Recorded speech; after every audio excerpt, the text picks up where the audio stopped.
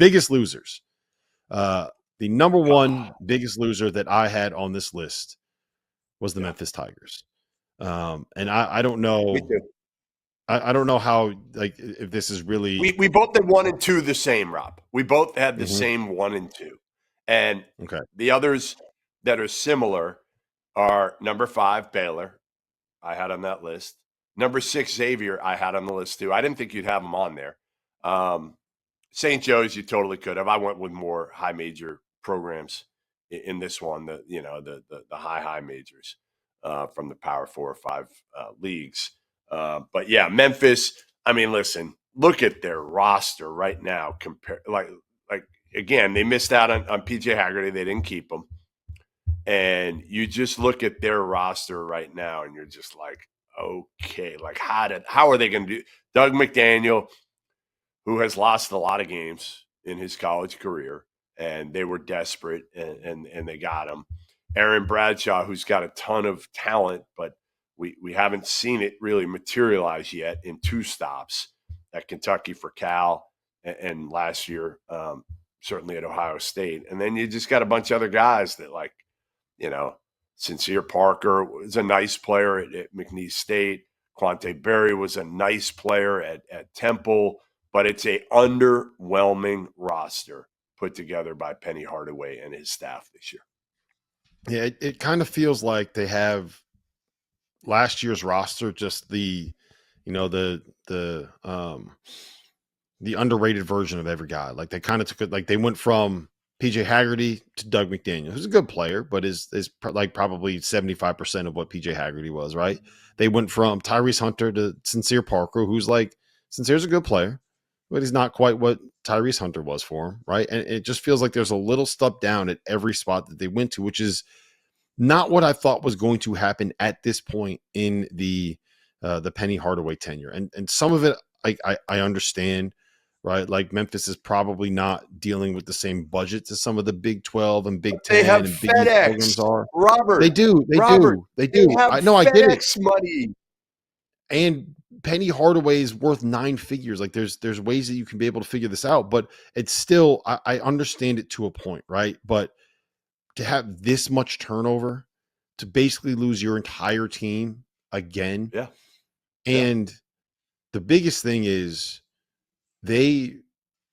probably the hardest one to swallow for Memphis fans is that they had a higher number on the table for PJ Haggerty, and he didn't end up coming back, and he was gone. And some of that is maybe mismanagement on the part of PJ Haggerty and the people close to him, but that's a tough one for me. Why did you have Kansas that high on the list? I'm curious. I want to hear what your logic was for it. I mean, just the fact of, like, what they missed on at the end. I mean, it was shocking. Bill Self, and you're missing on, Darian Williams and the Sarr kid. And I just look at their roster and I'm like, all right, Darren Peterson, I love more than anybody and have. But then you're looking around, you're like, all right, Melvin Council can't really shoot, right? St. Bonnie's. Trey White has been kind of well-traveled. You got Flory back, but Flory's not a floor spacer last I checked. So where's the shooting coming from other than Jaden Dawson, who, oh, by the way, was at Loyola Chicago? So I don't know, man. Like, I just see a lot of issues with this team and how it's put together. And then you look at, like, their depth. Where's their depth coming from, Rob? Like, Marco Jackson's a nice piece, I guess, coming off the bench. And Bryson Tiller better be great. Like, he better be really, really good, because Jamari McDowell, again, Marco and Jamari are, like, okay, like, but I don't know, man. This roster looks underwhelming. And then they lost also, Norm Roberts, their veteran assistant's gone. Mm-hmm.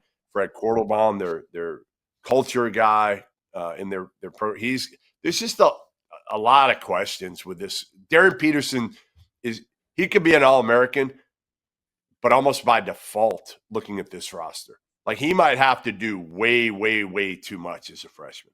Yeah, and it's not only missing on Darren Williams and Dame Sarr, right? Like, RJ Lewis decided to stay in the draft instead of coming back to Kansas. Jameer Watkins decided to stay in the draft instead of coming back to, and I don't think either of those guys are players that you would look at and say, okay, yeah, they're definitely, first round locks. So There's a lot of would have changed for me if Darren Williams would have picked Kansas over NC State, but he did not, and that's kind of where we are right now with Kansas. I had North Carolina third on my list. Some of it is for the reasons that we discussed earlier. I just think that when you are Carolina and you are coming off the season you did last year, and you have the money to spend that they did, when you end up with Kai and Evans, and all due respect, because I think these guys are good players, but it's North Carolina where you expect pros and All-Americans at those two spots. It's very hard for me to wrap my head around the fact that this Carolina team has the build that they have this year when we know how many good point guards were available in the, like, think about how many good All-American caliber point guards were available in the portal this year. And you end up with the backup point, or the third option point guard from Colorado State. And again, like, Kyan Evans is a good player, a fantastic shooter, and a guy that I think will be able to impact in the ACC. Same with Henry Visar. But I don't think either of those guys are going to come in. You're not looking at RJ Davis and Armando Bacot coming in. That's probably the best way that I can phrase it. And that's what you had when you made the championship game in 2022, when you finished as a 1 seed in 2024, right? Like, you need a point guard and a 5-man. And they just, I don't think that they got the level that you would expect out of a North Carolina. I put Arizona fourth. And Arizona, like, whenever I have Arizona on the list, I'm like glad this, you did.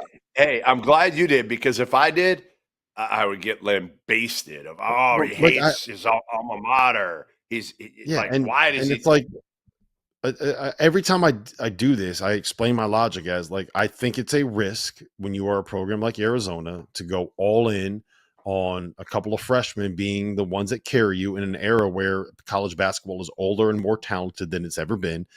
And love Braden Burris. And they're not top 5 freshmen. They're not and I top love 5. Like, I think both of them are really good.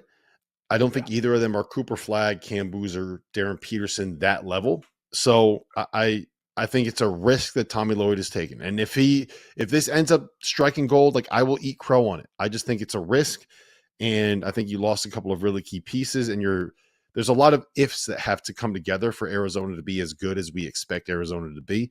So I have them. I think they're right borderline preseason top 25. I think they should be a tournament team, but I think that there should be more on that roster than I see right now. Is at least what my expectation normally is. One roster, Rob, that we both have in common up there as losers, and I hate to do this because he's a friend of the program and on all the time, is Scott Drew at Baylor. But man, like, their roster compared to what it has looked like the last few years, right? I mean, he's had pros. He's had, he got Norchad last year, one of the best transfers out of the portal. This year, you look at their team. First of all, they lose Rob Wright, who they thought they had. They had him signed in the middle of the season, and he goes to BYU, which is a huge loss. But look at their team right now. J.J. White, an Omaha transfer who will probably play the point for them. Obi Agbim from Wyoming. Nice player, averaged like 18 a game for the Cowboys, but they didn't win a lot of games. Daniel Skillings Jr., I actually like a lot, I like him coming too. from Cincinnati, but he averaged like 9 a game for Cincy. The team that didn't make the tournament. Kid from Oregon State, Michael Ratage, I think is how it's pronounced. He averaged 17 and 7. Caden Powell comes from Rice. They didn't win a lot of games. I look down their roster and I'm like, where is it going to come from? Like, this would be perhaps Scott Drew's best coaching job if he gets this team where they stay in the top 20, 25 all year. Okay. I don't see it. First of all, Scott Drew won a national title. Okay. Like, that's going to be the best coaching job that he ever does for the rest of his career. Okay. Fine. Second of all, do you remember where Baylor was when he took this program over? Like, the idea that Scott Drew doing anything to get a team top 25 is his best coaching job is just blasphemous and something that you should immediately regret. I think you need to resign from this program and sell your shares of the Field of 68 to Scott Drew at a cut rate deal for that as a result, right? Two. Third, I agree with you like 100% on just kind of like the roster. I will say this, if they had Robert Wright, if they had a guy that you can kind of circle and say, okay, that's the focal point, That's the All-American. That's the guy they can build around. And then you have a nice, like, the Obi's a nice piece. Daniel Skillings is a really nice complementary piece. You didn't even mention Tunde Yesufu, who was like an absolute certified bucket, right? A freshman coming in. They got really nice pieces. They just don't have the guy to kind of build it around. And I don't know how much more. Like, what are you going to do when you got a guy signed and another program comes in and offers to triple the amount of money? Like, it is what it is. You It's need to college raise more money. basketball. They It's need college to basketball raise more money and more go, I man. guess. Like, it just is what it is. Last thing that I'll just say, two I want to mention real quick, point out. I had Tennessee on my list. I think that might be a I don't little like bit. that. That's bad. That's a bad take. Why?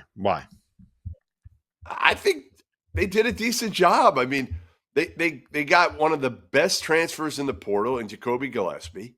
They got one of the best freshmen in the country in Nate Ament, who we both kind of, are skeptical of because of his body type, but he's still super, super talented.